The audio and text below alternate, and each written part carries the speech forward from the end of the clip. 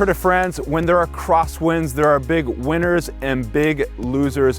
Now we're expecting something similar to this on stage 4 of the 2021 Tour de France. We're just about 20 kilometers out from the finish line in Fougères. Now winds could rip apart this road or rip apart anywhere in the Tour de France. Riders always need to be vigilant. And we saw on stage 7 of the 2020 Tour de France that winds ripped apart the group, and we saw Bora first blow up the group on the climb outside of town, and then in the run-in to the finish, it was Team Ineos, Jumbo-Visma that took control, took grip on the peloton. Third group on the road, a fourth group on the road, a fifth group on the road, and riders in the cars all over the place. We saw Richie Porte, we saw Mikel Landa, we saw Tadej Pogacar all lose 1:21 to the others up the road. Everybody was breathless at the finish line, but of course those riders were more than breathless, they were upset. And that shows in crosswind stages, you gotta be vigilant or you're gonna catch yourself off guard and lose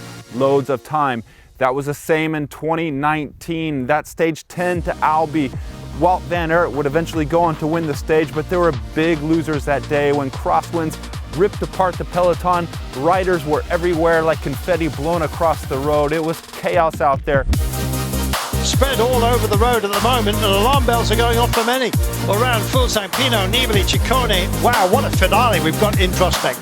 If you wanted drama, you've had plenty of it today.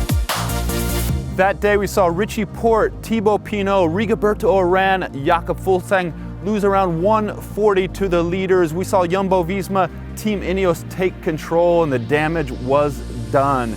Now, last year we saw Tadej Pogacar come back from that deficit and win the race overall, but for sure those losses on a crosswind stage, you don't want them at all.